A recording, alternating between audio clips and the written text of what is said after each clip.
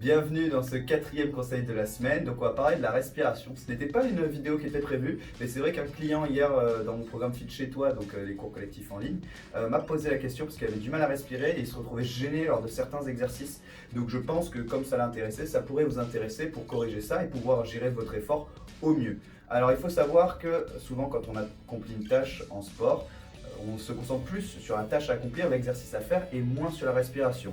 Mais si on respire mal, en fait, tout simplement, vous allez voir que vous allez avoir quelques petits soucis sur des points de côté, soit des fois un petit peu la tête qui tourne ou vous allez manquer un petit peu d'oxygène. D'abord, le tout est de savoir si vous avez plus une respiration thoracique ou abdominale ou ventrale. Qu'est-ce que c'est? C'est tout simplement quand vous inspirez avec le nez. Si vous avez plus la cage thoracique, donc ici au niveau de vos pecs en fait qui se gonflent, ou si au contraire vous avez plus le ventre ici qui se gonfle quand vous inspirez. Pour savoir comment faire, vous avez qu'à juste à vous mettre sur le dos, poser une main sur votre cage thoracique et une main sur votre ventre et vous inspirez. Si vous avez votre cage thoracique qui se gonfle en premier, il va falloir essayer de faire un petit effort pour décontracter le ventre et essayer de gonfler un petit peu son ventre en inspirant, ici, d'accord? On gonfle le ventre et on expire avec la bouche. Si c'est important de respirer vers le ventre, c'est tout simplement parce que vous allez avoir un petit peu plus d'oxygène et du coup vous allez pouvoir mieux gérer votre effort et continuer en fait dans votre effort. Quand vous allez inspirer, essayez d'inspirer par le nez et d'expirer par la bouche. Dans la mesure du possible, hein, bien entendu, si vous avez le nez bouché, vous faites différemment. Mais cette règle est d'autant plus valable quand il va faire froid, et si vous faites un footing par exemple en extérieur, parce que le nez va mieux filtrer le froid et l'humidité que votre bouche. Donc essayez d'inspirer par le nez, expirez avec la bouche.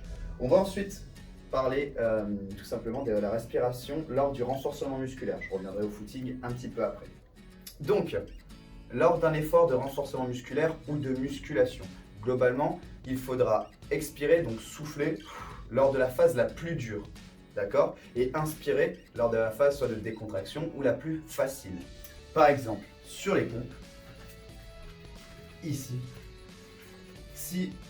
quand vous descendez, d'accord, c'est là où vous allez inspirer. Et quand vous allez monter, pousser, vous allez souffler. C'est pareil sur du développé couché, lors de la phase la plus dure. Bien entendu, j'ai pris l'exemple du concentrique. L'excentrique, c'est légèrement différent. Si vous voulez une vidéo spéciale pour savoir les différents régimes de contraction, concentrique, excentrique, pliométrique, isométrique, n'hésitez pas à me le dire en commentaire, je le ferai bien volontiers. Pour les squats, notre exemple, même si on retient un petit peu la descente, d'accord, ça va être quand je vais monter, il faudra souffler. Et j'inspire quand je descends, d'accord? Sur les abdos, j'attache beaucoup d'importance sur les abdos parce que souvent, il y en a pas mal qui le font en apnée. Ça va être le même principe, c'est-à-dire que je vais prendre l'exemple, là, on va dire des crunchs classiques, où j'ai les jambes ici, où je viens monter, et il y en a pas mal qui restent en apnée. Donc l'objectif, ça va être tout simplement de souffler quand vous allez ramener le buste vers vos genoux, ici, et d'inspirer, en fait, quand vous allez relâcher et descendre, et souffler quand vous allez remonter, et d'inspirer quand vous allez relâcher et redescendre. Si au début, vous avez du mal à les enchaîner vite, n'hésitez pas à marquer un petit temps de pause pour bien respirer, sinon vous allez voir, vous n'allez pas pouvoir continuer l'effort. Donc même si au début c'est un peu dur cette respiration, vous soufflez, on descend, vous pouvez marquer une petite pause, inspirez, soufflez, d'accord? Pour tout ce qui est du gainage, donc c'est plus l'isométrique, là où il n'y aura pas trop de mouvement, vous pourrez respirer correctement et normalement tout le long de l'exercice. Il ne faudra pas s'arrêter, ce n'est pas de l'apnée, c'est très important. Lors d'un footing, pas d'un fractionné, hein, lors d'un footing, vous gardez le même rythme, il va falloir essayer d'avoir une respiration régulière. Inspirez avec le nez, expirez avec la bouche. Vous pouvez, mais ça c'est mon rythme, je rappelle, chacun doit trouver son propre rythme, donc vous pourrez essayer un petit peu. Moi, j'aime bien inspirer 2 fois par le nez et expirer 1 fois par la bouche. J'expire un peu plus.